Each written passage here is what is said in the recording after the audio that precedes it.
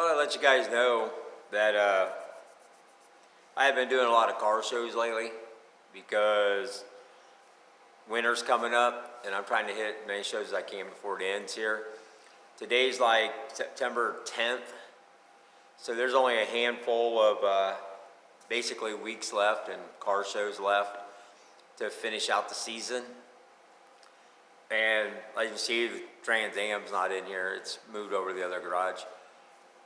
We have a show coming up this Saturday. It's just a really small show. There's only going to be like maybe 20, 30 cars there. It's just a good time to kick back, shoot the crap with your friends and people you want to talk cars with and stuff, and get ready to wind down for the end of the season. But there's a big James Dean Festival coming up, and there's also one called the Rebel Run over in Ohio, and then there's DuckTales, which is right down from the James Dean Run. They get probably 3,000 cars down there. I probably won't be attending it. That's a little large for me, and it's a 3-day event. And it's a little more than I can bite off, and I do have things to finish up for winter. I still have my cars back here, like the Buick. It was in that rainstorm where the top wouldn't go up. I have taken care of that. That's now fixed. That was a circuit breaker, so we're good there.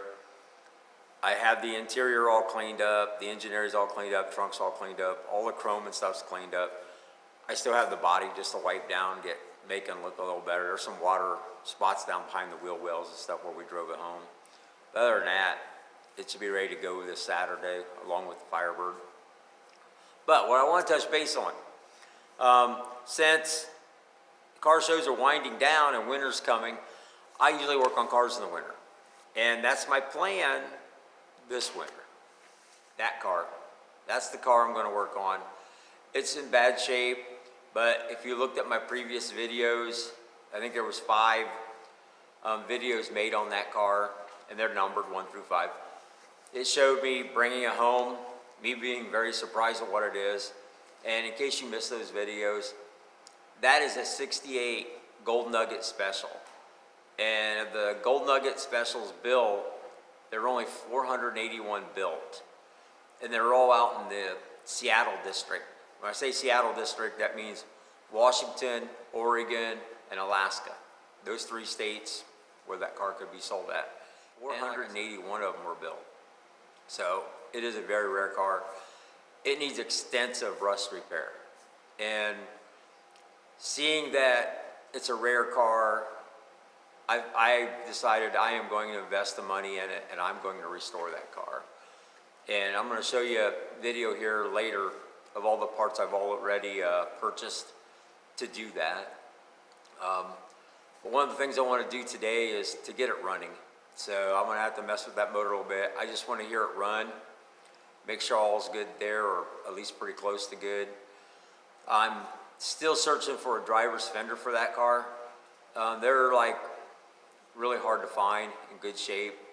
I'm right now at lowered my standards. I'm even looking for a 68 fender that I can patch, repair, take some dents out of, and I'm not having no luck doing that.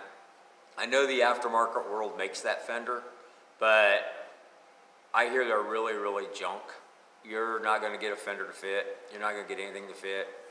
You're really gonna have to cut it, modify it, mess with it, and that's not worth my time. I would rather spend a couple $100 for a original fender with some rust in it and repair it than to deal with trying to fix a brand new fender and having to modify it.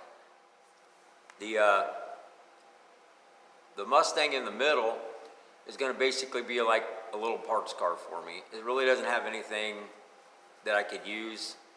Its driver's side fender's in really, really bad shape, and I'll show you some little snippet of that here in a little bit and actually show you what I'm going to steal off from it.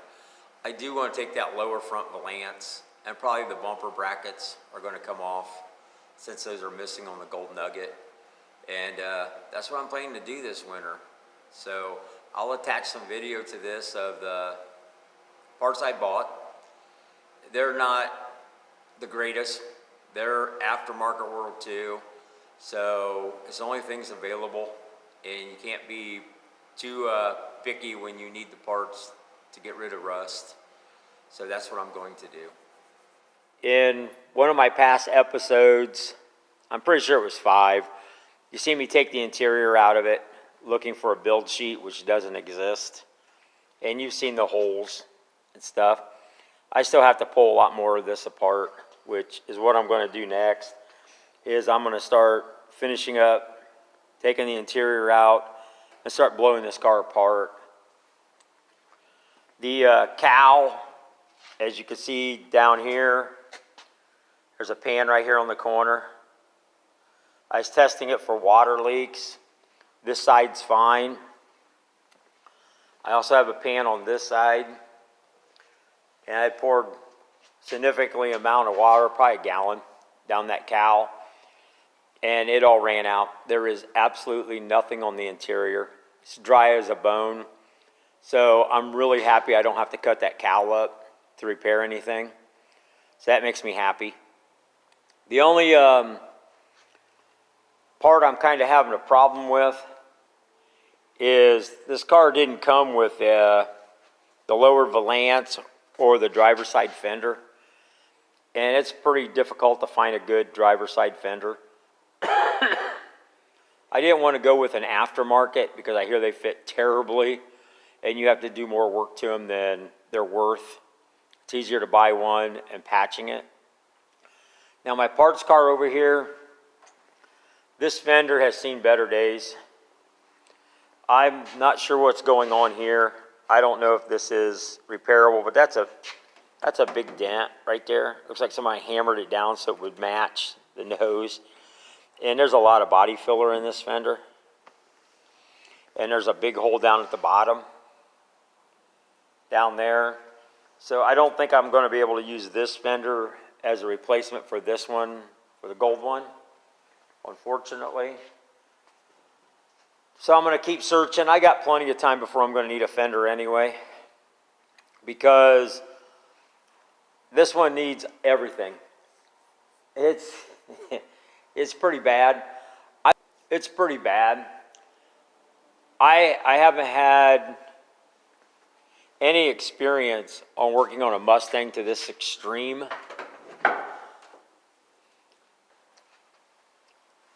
These fender aprons are all going to need replaced, along with the frame rails in the front and the radiator support, because I'm pretty sure it's tweaked. I mean, I'm not 100% sure, but if it got hit in the front, I'm thinking it did. And this is going to be a long process because I have to do both sides, aprons, frame rails, and that's a lot of measuring before I even cut anything out of here. But I would like to hear the motor run on its own instead of pouring gas down it to get it to run. So I'll probably end up doing that down the road here and show you guys that, do a little video. I know I'm missing bumper brackets on that side, which this car will give those up for me. And front lower valance, I'll get this off this car too. And any other little odds and ends that might be missing, I'm pretty sure I can snag them off this one for this one. But like I say, this is a special car, so I got to restore it. I just feel I have to. And I'm sure you've all seen it. And I've been ordering parts here and there for it as we go along with the summer here. I just order some here, order some there. I have a long list. But a lot of the parts have already came in that I need metal-wise. And I'll go show you what I got and where I got it stashed. Back in a second. Okay, let's go show you where I keep these Mustang parts and what I have for it.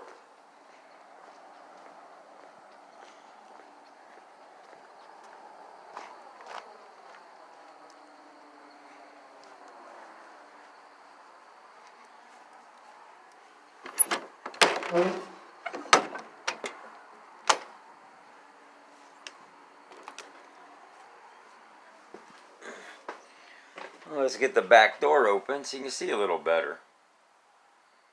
Okay, well, there's this old stuff, the old carpet I pulled out. I've got the seats, stuff up there, but my new parts. outer wheel wells, couple floor pans that need replaced. I got the floor braces that go under the floors, so spring shackles. Over here, got both the right and left frame rails and aprons, one-piece replacements. I also have the right and left quarter panel skins. I have the rear frame extensions that have a little bit of rust, need replaced. There's a radiator support. Here's the trunk brace that runs across the back.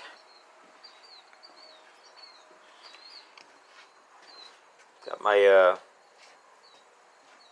pieces that go on the frame aprons, frame. We'll have a set of trunk drop-offs behind the wheel wells here. So I think I have enough sheet metal that I can really get a good start on this Mustang. Like I say, I'm going to have to do a lot of measuring before I cut anything out, because these have got to go back in the same spot.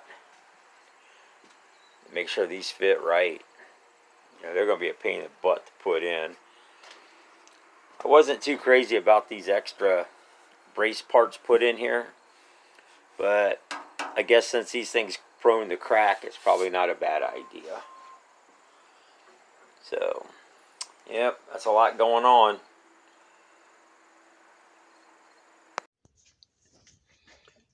Well, I pulled that carb off there. The studs are long, very dang long. Some corrosion and stuff down in there. Had to clean that all up. But did Ford put that big base on there? It's a pretty big base.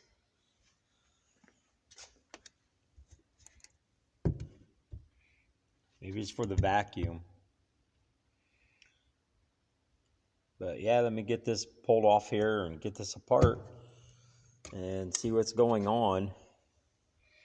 I don't see any tags on this.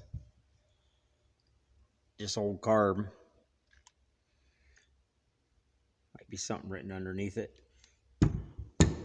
So let me get this pulled apart and see what's going on. Looks like someone put a new fuel filter on it not long ago. Well, since it's in the 80s, it probably has been a while.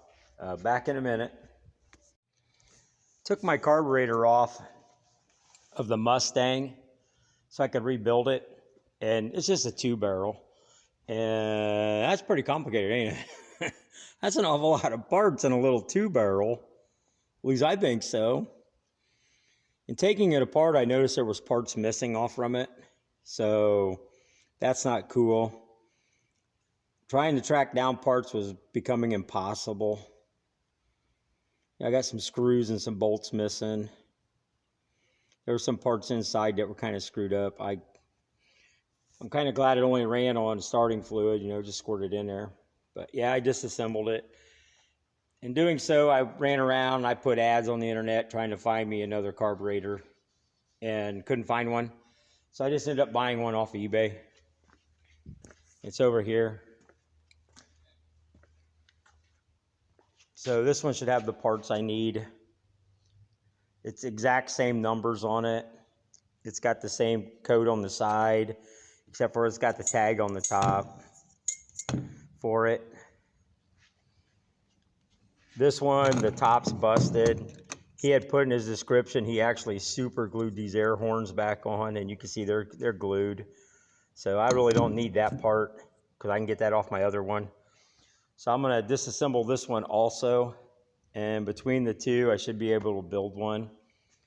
You know, the first carburetor was missing all of this assembly right here.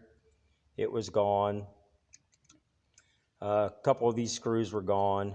It didn't have any on it. If you look in the pictures, you'll see that. It doesn't have this metal frame around it. And I went to my local junkyard, and the guy there said that he didn't have anything like that. The closest he could come was one off a truck. And he says it's totally different, but it's got the metal plate on the front. So at least I can get that on there. So that'll help a little bit. Like I say, between all of them, I should be able to get this rebuilt, get it back on the car, and See how it runs then. Back in a few. Okay, I'm gonna try to start this. I poured some gas down the carb. Got the battery hooked up. Kind of sketchy, but it's hooked up. Got just a little bit of gas down here in a hose running to the fuel pump. And we're gonna see what happens. Sorry, this is my key.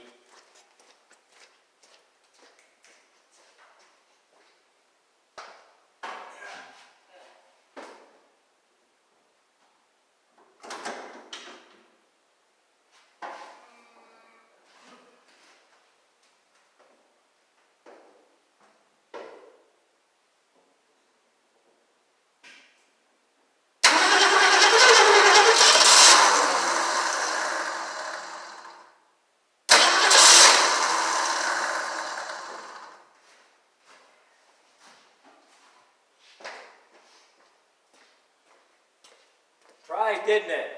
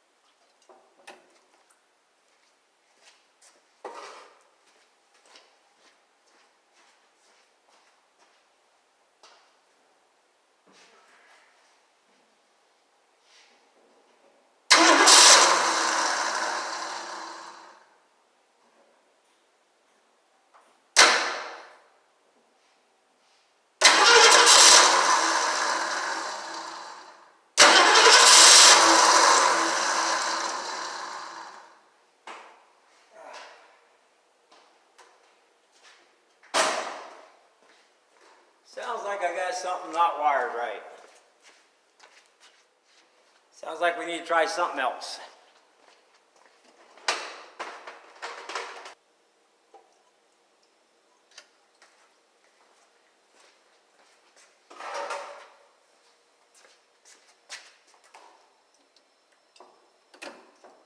Here's squirting.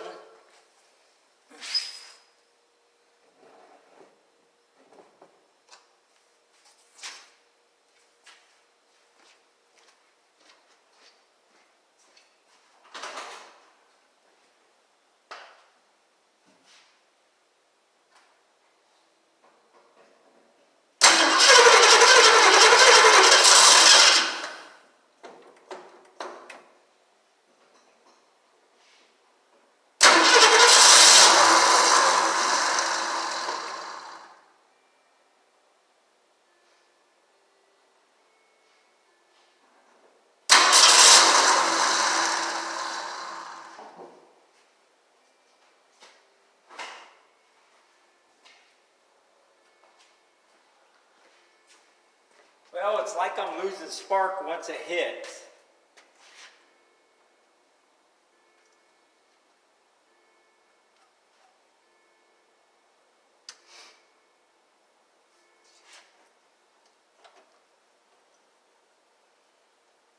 Here's everything's hooked up.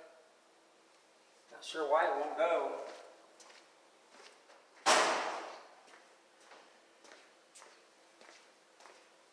I call that a fail. Well, as you saw, that was a fail. Sounds like as soon as it hits, I was losing spark. So I can't figure it out. It also sounds like my starter's probably not hitting the flywheel right. Not sure. It wants to run, but it's just not going to run. It could be the spark plugs, the wires. Who knows how old all this stuff is. It could be the carburetor still. But I'm going to call that a fail.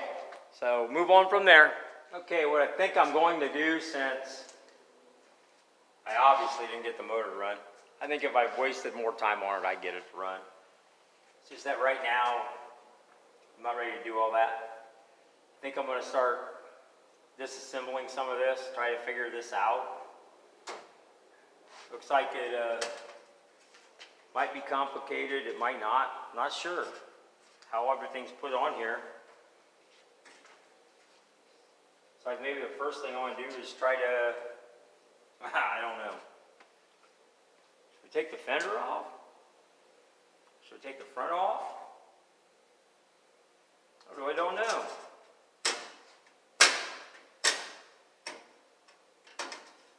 I don't know what holds all this. Well, I guess I'm going to try to take the grill out of it and start disassembling some of this. I'm not sure what the heck I'm looking at. I haven't taken one of these apart, but it looks like it's a 5/16, so see what we end up with. Well, something's spinning down there.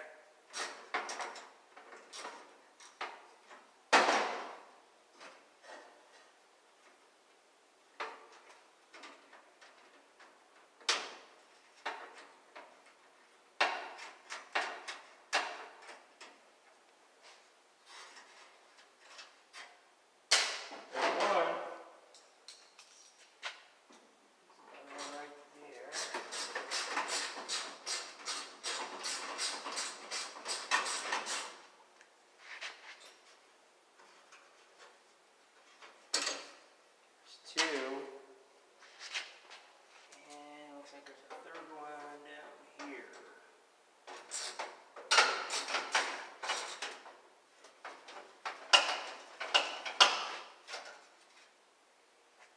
Looks like there's a couple missing already.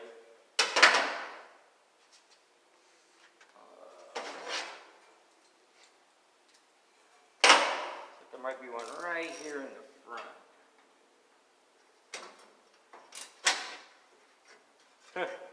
Guess I'll have to worry about that one. It ain't holding anything.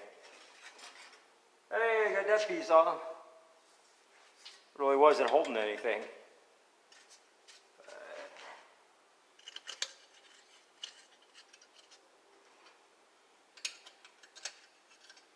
He's back in there.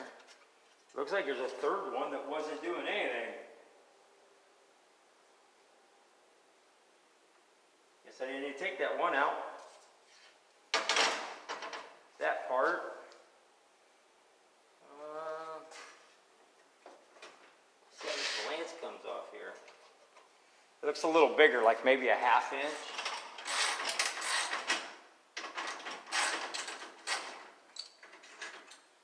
There it is.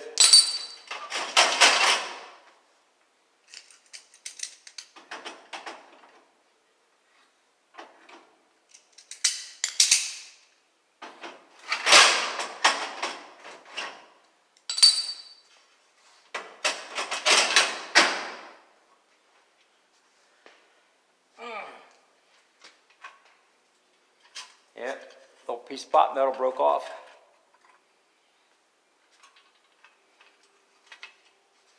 Might be able to use it, fix it. We'll see. Definitely need to come off there. You see where it got bent up. It's not very good, is it? Okay, let's try to figure out this grill.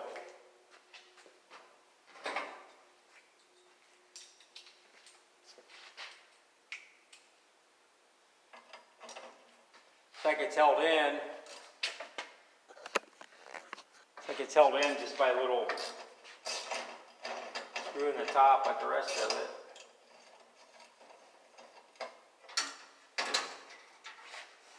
That.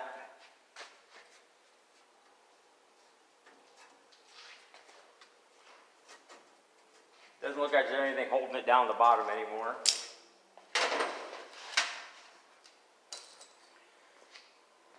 So I would assume these two right here and these bumpers on the outside, probably all that's holding this. I hope. But because we'd like to save the grill,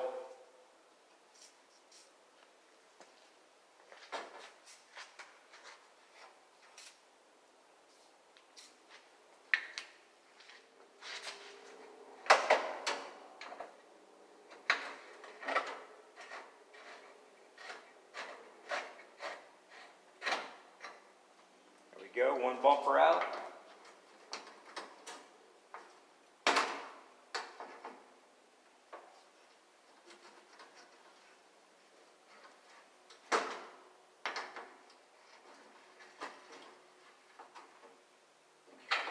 Two bumpers out.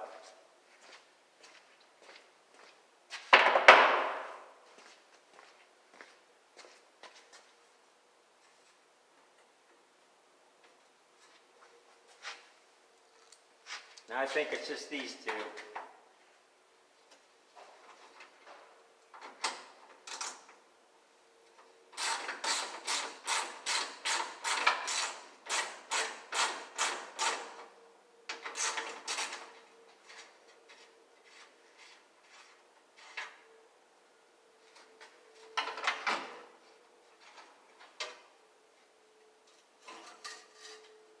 There we go. Hey, look at that. The grill came out. Here's a horn missing on this side. I don't know if that bracket got tweaked or not. Really bums me that was broke. Guess when it got hit on this side, it shoved stuff over.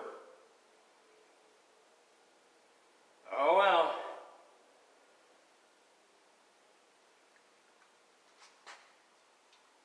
Probably disconnect the horn and get that off here.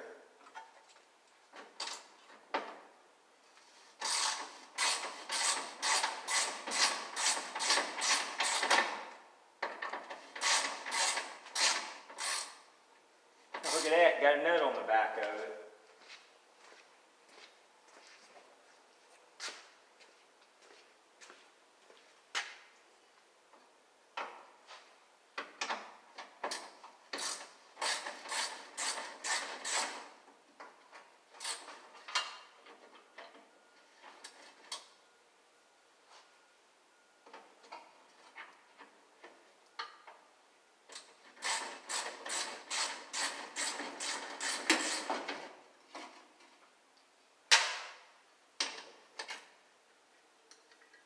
Keep those together. Before I go any further, I'm going to go ahead and bag and tag this stuff. I'm going to just disassemble this whole assembly as one piece. It'll be easier to keep track of it. And when I get ready to restore it, paint it, I know where everything goes back at.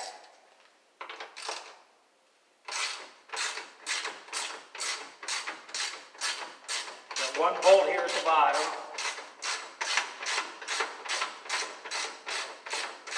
Pretty long bolt.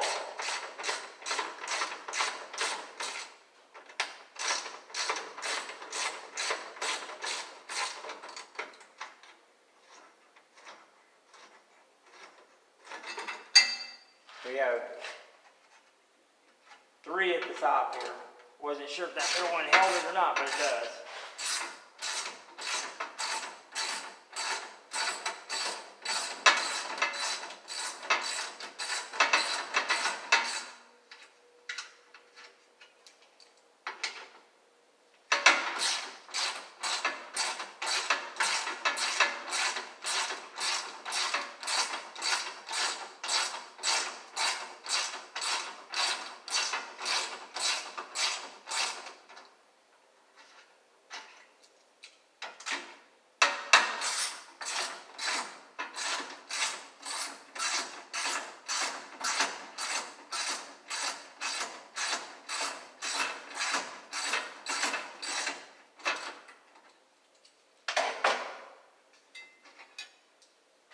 Since you got these 3 bolts, and I'm not going to use a radiator support, I'll bag these and tag these as a hood latch brace, so I know to put them back.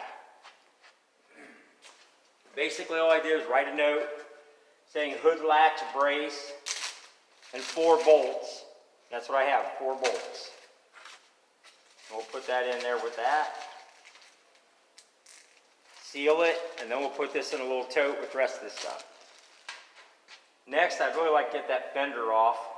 Well, I take a look at that and decide how that comes off. Looks like we got 2 bolts here in the front, the bolts along the top. I'm sure there's 2 bolts down at the bottom in the back. probably one going in the door, and there might be one on the inside of the fender splice guard. So that's what I'm going to do next. Yeah, you hear my air compressor. I decided to cheat. Instead of using a hand ratchet, I grabbed the air ratchet.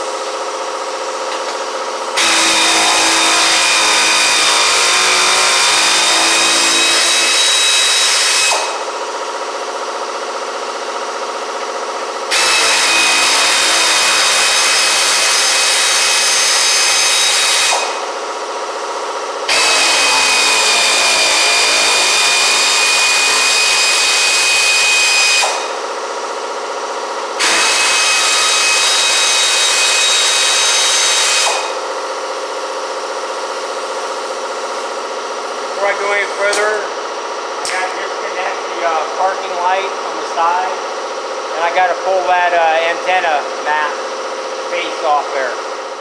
That air ratchet makes it a lot quicker. Got all the bolts out in the top. I got the bolt in the fender. I got the wire disconnected. Now I've got two in the bottom, and I got to check down here and see if there's one holding this fender on. Well, I'm not sure. So let's go take it up and take a look at it.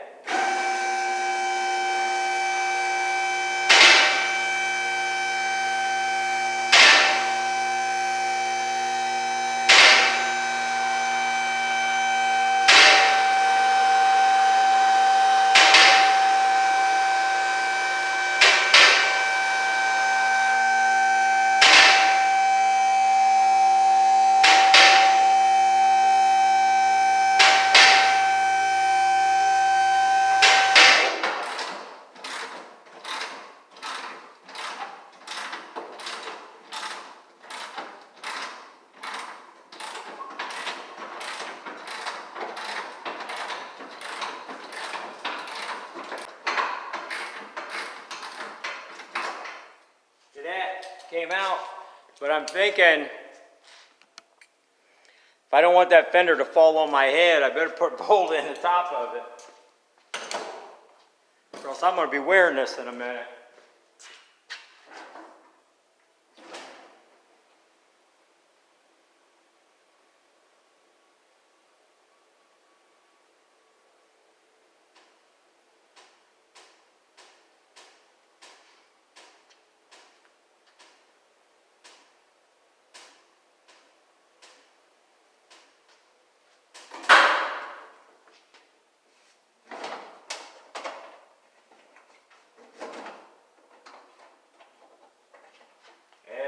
Enough so it won't fall on my head.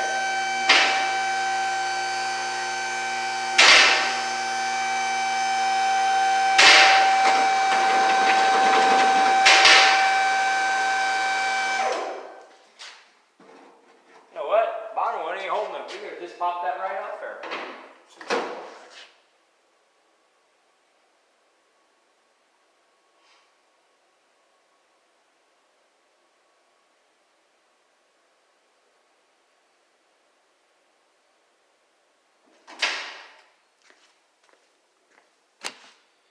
All right. Let's take that bolt out that I put in there so it wouldn't fall on me. Set that to the side. We're just going to take this fender off. So we hope.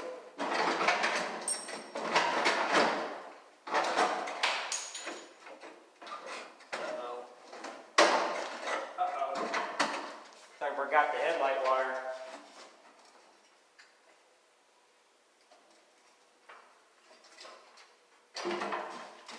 There we go.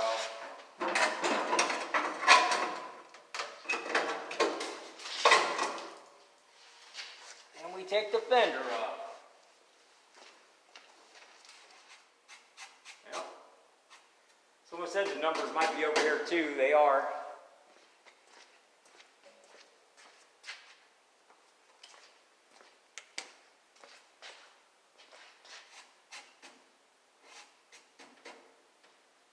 Double stamp on this side, that's kind of weird.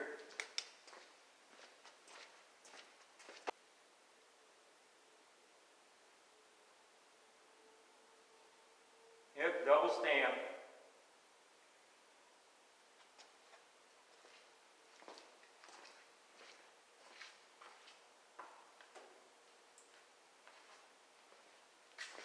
least they match. That's a good thing, right?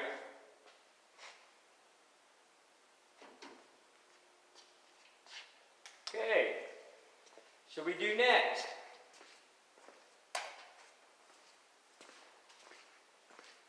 Try to get these off. I'm pretty sure them bolts are just going to spin in them holes. With any luck, they'll break off. But man, I doubt it. You saw that pretty busted up. I'm pretty sure I'm just going to end up replacing them with new ones. It'd be easier. I'm going to take this hood off by myself, but I would recommend if you can get help to help you, because it really is a big pain in the ass. Any hood to take off by yourself, really trouble.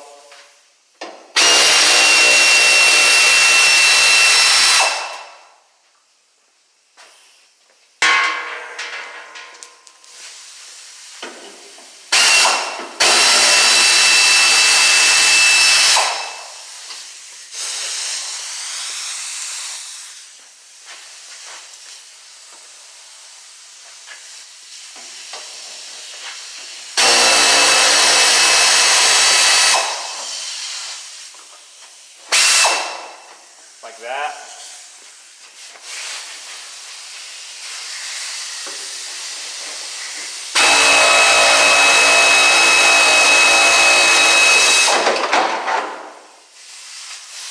That's why you want to get help.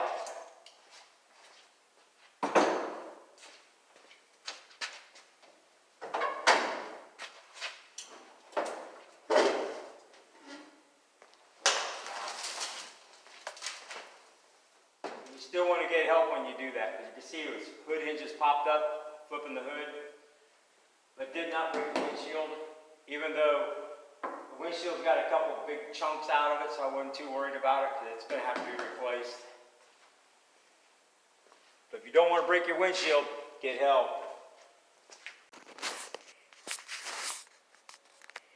Well, I finished up that hood. A couple of my parts arrived.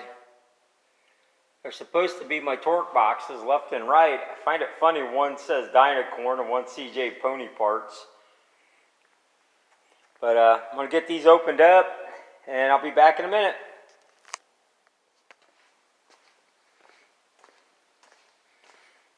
Alright, they're both Dynacorn.